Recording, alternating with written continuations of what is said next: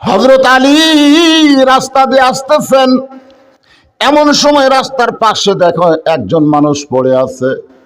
আপনার বলেন তো, মানুষ পড়ে থাকলে তার কাছে যাওয়ার কথা ইসলামে আছে না নাই? হযরত আলী লোকটার কাছে গিয়ে দেখে লোকটা জীবিত না মৃত বোঝা যায় না। জীবিত না মৃত বোঝার জন্য রাসূল বলেছেন সালাম দিও। জীবিত মানুষকেও সালাম দাও, মরা মানুষকেও সালাম দাও।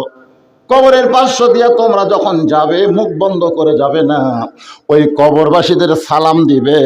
তোমার সালামটা কবরবাসীর জন্য 1 নম্বর দোয়া হবে, আসসালামু আলাইকুম ইয়া আহলাল কবর।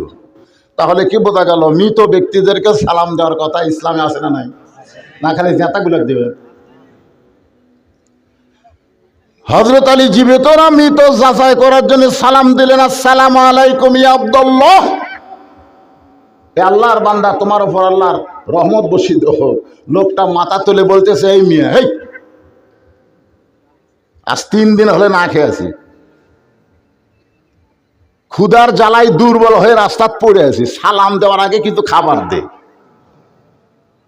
তোর সালাম আমার দেহের উপর দিয়ে যায় আর পেটের মধ্যে ক্ষুধার আগুন দাউ দাউ করে জ্বলতেছে, সালাম দেওয়া লাগবে না, খাবার দে। এই কথাটা কাক বলতেছে? সাধারণ যিনি হলেন আনা মাদিনাতুল ইলমে ওয়া আলীও বাবুহা। রাসূল বলেছেন আমি হচ্ছে ইলমের শহর, আলী হচ্ছে তার দরওয়াজা। যিনি হলেন আসাদুল্লাহিল গালিব, আল্লাহ তাআলার পক্ষ থেকে ডিগ্রি হচ্ছে আমার আলী ইসলাম প্রচার করার, প্রতিষ্ঠা করার ব্যাপারে আল্লাহর সিংহ। ধরে কোন সুবহানাল্লাহ। আমাকে মতো তুইয়া মুইয়া পাতি নেতা, পাতি মাস্তান, আমাকে চিনিস? আমি কার দল করি? শোনেন, বাংলাদেশে কেউ যদি বলে আওয়ামী লীগ ক্ষমতায় আছে, অমুক দল ক্ষমতায় আছে, বলা মাত্রই সে মুশরিক হয়ে যাবে। কারণ ক্ষমতার মধ্যে অন্য কাউকে বসানো যাবে না, একমাত্র ক্ষমতার মালিক আমার আল্লাহ। জোরে কোন কথা ঠিক কিনা? ঈমান ঠিক করে, নাকি ঈমান ঠিক করে? প্রত্যেকটা বিষয়ের দিকে খেয়াল করবেন। ক্ষমতার মালিক কে? তাহলে ক্ষমতার কে বসে আছে? না ওই দল? আমরা এরকম অনেক শিরক মূলক কথা বলি, বুঝতে পারি না। ঈমান আগেই চলে গেছে, মরার আগে ঈমান শেষ। আল্লাহর বান্দার একটু মনোযোগ দিবেন। হযরত আলী লোকটার উপরে খেপে গেল, মন খালি চাচ্ছে মারি একটা থাপ্পড়। কিন্তু আল্লাহর কোরআন বলতেছে আম্মা সাইলা ফালা তানহার। আলী রে, সাইলকারীর সঙ্গে বেয়াদবি করিস না। কারণ না খেয়ে আছে 3 দিন হলে, কয়দিন হলে, পেটে ক্ষুধার আগুন জ্বলতেছে। ওর কাছে সালামের গুরুত্ব বেশি না খাদ্যের গুরুত্ব বেশি? আরে ভাই বোঝেন না কেন? বর্তমানে বাংলাদেশে যে অবস্থা চলতেছে, অনেক লোক কিন্তু খুব কষ্টে আছে। ধরে কোন ঠিক কিনা? কিন্তু কথা কওয়ার পারতেছে না, বলবে কার আছে? শোনারই মানুষ নাই। হযরত আলী কিছু বলার আগে আল্লাহর কোরআন বলতেছে আম্মা সাইলা ফালা তানহার। আলী রে, সাইলকারীর সঙ্গে খারাপ ব্যবহার করিস না। এখন বলেন তো, হযরত আলীর কাছে আল্লাহর কোরআন বড় না শক্তি বড়? আপনাদের কাছে কোনটা বড়? এ ভাই, অন্তর থেকে কথা বলবেন, অন্তর থেকে বলতে হবে। আপনাদের কাছে কি আপনাদের পাওয়ার বড় না কোরআন বড়? হযরত আলী আল্লাহর কোরআনকে সম্মান দিয়ে বললেন, ভাইজান, ওই যে সামান্য দূরে আমার একটা বাড়ি আছে, ওই বাড়ি পর্যন্ত তুমি যদি যাইবার পারো তাহলে আল্লাহর হস্তে তোমাকে খাবার দিব ইনশাআল্লাহ। ওই দেখো সামান্য দূরে আমার বাড়ি, ওই বাড়ি পর্যন্ত যদি যাইতে পারো তাহলে আল্লাহর হস্তে তোমাকে খাবার দিতে পারবো ইনশাআল্লাহ। লোকটা বলতেছে তোমার বাড়ি পর্যন্ত যাওয়ার ক্ষমতা আমার নাই, আমাকে যদি তোমার বাড়ি পর্যন্ত নিবার চাও তাহলে আমাকে কান্দে করে নেওয়া লাগবে। মাইকের সাউন্ড এরকম হচ্ছে কেন?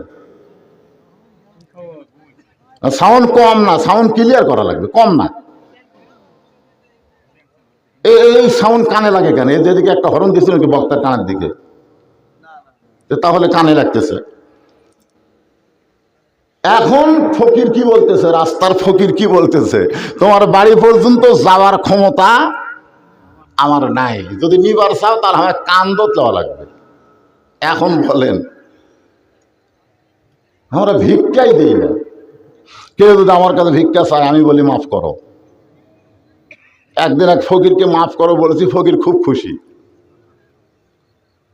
তাই আমি বললাম ফকির খুশি হলো কেন? বলে হুজুর খুশি হওয়ার কারণ হলো আপনি আমার চাইতে বড় ফকির, কারণ আমার কাছে মাফ চাচ্ছেন তো এই জন্য খুব খুশি হলো। দেখ রে বলছি আমার চাইতে বড় ফকির রে। আমি বললাম ঠিক আছে মাফ চাইলে খুশি হও, রাগ করো কখন? বলে রাগ করি যখন কেউ বলে ভাঙতি নাই, তখন আমাকে এত রাগ হয়। তুই চা খাওয়ার 2 টাকা ভাঙাবার পারিস, তুই পান খাওয়ার 2 টাকা ভাঙাবার পারিস, আর ভিক্ষা দেওয়ার সময় ভাঙাবার পারিস না। হযরত আলী আল্লাহর কোরআনকে সম্মান দিয়া ফকিরকে কান্দে করে তার বাড়ির দরজা পর্যন্ত নিয়ে গেলেন। দরজায় গিয়ে চিন্তা করতেছে ফকিরকে এখন রাখবো কোথায়। এখন দরজার পাশে মাটিতে রাখলে আল্লাহ তাআলা বলেছেন হাসরের ময়দানে, তোমার দরজায় ভিক্ষা করতে গেলাম, তুমি আমারে ভিক্ষা দিলা না। বান্দা বলবে আল্লাহ আপনি কখন আমার দরজায় ভিক্ষা করতে গেলেন? আপনি কি কোনোদিন ফকির হওয়ার পারেন? আল্লাহ বলে বান্দারে, কোন ফকির যখন তোমার দরজায় ভিক্ষা চাইছিল তখন ফকির একলা ছিল না, আমি আল্লাহ ফকিরের সঙ্গে ছিলাম। আমরা কোন অনুষ্ঠান করলে, বিশেষ করে আমাদের এলাকায় কারো বাপ মা যখন মারা যায় তখন গরু টরু জব করে বিশাল একটা আয়োজন করে। আপনাকে করে? ওখানে কিন্তু কিছু ফকির আসে। তো ফকির আসলে তারা কি করে, এক সাইডে বসায়, খেড়ের পালার ধারে যা ওই সাইডে বস, ওই সাইডে বস, যদি বাঁচে তাহলে দিব যা। আপনি বলেন ওর বাপ গেছে মারা, আর ও বাপের রুহের মাগফিরাতে একটা খাওয়া দাওয়ার আয়োজন করেছে, আর ফকিরকে সাইডে বসায়া ধনী মানুষদেরকে বসার এরকম বিছনা বেড়া দিছে। আল্লাহর কোরআনের সঙ্গে কি মাননা করেছে না অবমাননা করেছে? তোমার বাপ মা যদি মারা যায়, তুমি যদি তাদের জান্নাত কামনা করো, তাহলে একটা ধনী মানুষকে তুমি দাওয়াত দিতে পারবে না, খালি ফকিরকে বাছাই করে করে দাওয়াত দেওয়া লাগবে। আল্লাহ রাসূল বলেছেন ওই ব্যক্তির জন্য জান্নাত আশা করে আছে অমুতিমুল জায়ান, যারা ক্ষুধার্তকে অন্ন দান করে। জোরে কোন সুবহানাল্লাহ। ফকিররা খেড়ের পালার কাছে বসে আছে, আর ধনীরা খায় এখানে ভেগুস তুলতেছে। হযরত আলী চিন্তা করলেন ফকির তো মাটিতে শুয়ে ছিল, কিন্তু এখন আমার বাড়ির দরজা আমি কি করব? আলীর গায়ে একটা চাদর ছিল, সে গায়ের চাদরটা এক হাতে মাটিতে বিছায়া দিলেন। সুবহানাল্লাহ। ওই চাদরে ফকিরকে শুয়ে রাখলেন। হযরত আলী দরজায় সালাম দিলেন। রাসূল বলেছেন বাহির থেকে তুমি যদি ভিতরে ঢুকতে চাও তাহলে তোমাকে গলা খাকারি দিয়ে ঢুকতে হবে না, গলা খাকারির চাইতেও ভালো কাম হবে তোমার সালাম দেওয়া। জোরে কম কি দেওয়া? আপনি যখন বাড়িতে যাবেন সালাম দেবেন, আসসালামু আলাইকুম ইয়া আহলাল বাইত, এই বাড়িতে যারা আছো তাদের সকলের প্রতি আল্লাহ রহমত বর্ষণ হোক। জোরে কম সুবহানাল্লাহ।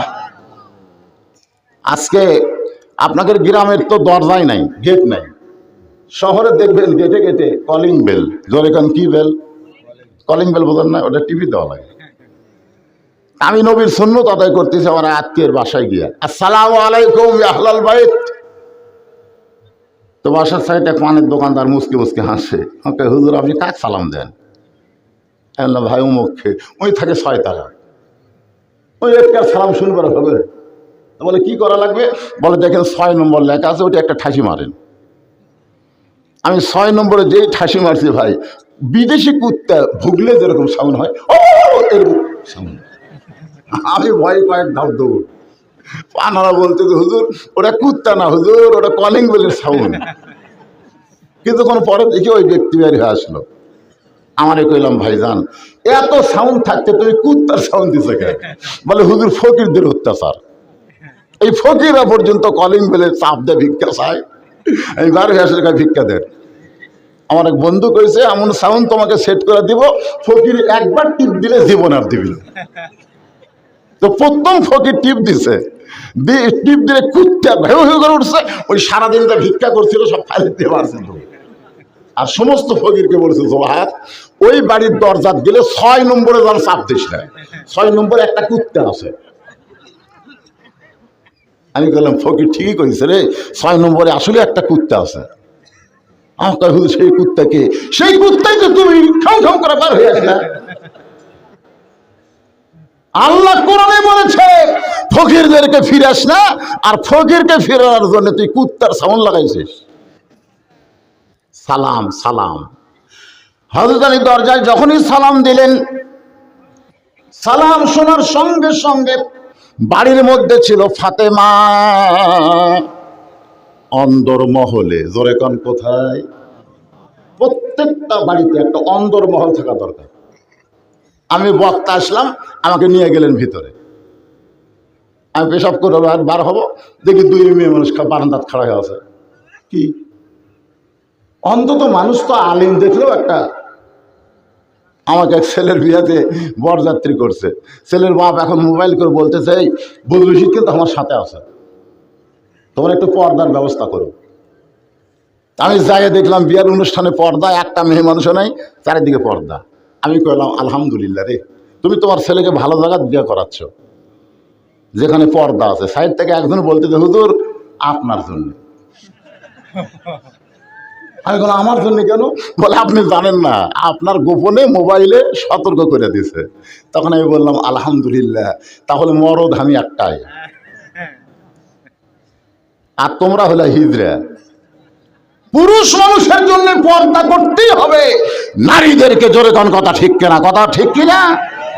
আল্লাহ কোরআনে বলেছেন অকরনা ফি বুয়ুতিকুন্না ওয়ালা তাবাররাজনা তাবাররুজাল জাহিলিয়াতিল উলা। অন্দরমহলে ছিল ফাতেমা, স্বামীর সালাম শুনে অন্দরমহল থেকে বের হয়ে আসতে চায়, এসে দরজা খুলবে, কিন্তু কিছু দূর আসার পরে ফাতেমা ঘুর্মি দিয়ে পড়ে যায়। যেই মাত্র পড়ে গেছে হযরত আলী দরজা থেকে চমকে উঠছে। ফাতেমা পড়ে গেছে বাড়ির ভিতরে, আর দরজা থেকে হযরত আলী চমকে ওঠার কারণ কি? চমকে ওঠার কারণ হলো ইত্তাকু, শোনেন কথাগুলো মনোযোগ দিয়ে শুনবেন। ইত্তাকু ফিরাসাতাল মুমিনিনা ফাইন্নাহু ইয়ানজুরু বিনুরিল্লাহ। সাইদ হুজুর জেলে বন্দী হওয়ার আগে একটা ভাষণ দিছিল, ধরে কোন ঠিক কিনা? সে ভাষণটা আপনারা শুনছেন? সামনে অমাবস্যা, ঘোর অন্ধকার আমাদের সামনে চলে আসতেছে। অমাবস্যার ঘোর অন্ধকার যদি আমরা কেটে উঠতে না পারি, তাহলে আমাদের সামনে মহা বিপদ আসতেছে। ধরে কোন কথা ঠিক কিনা?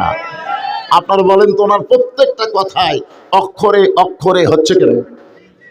কি দেখছেন?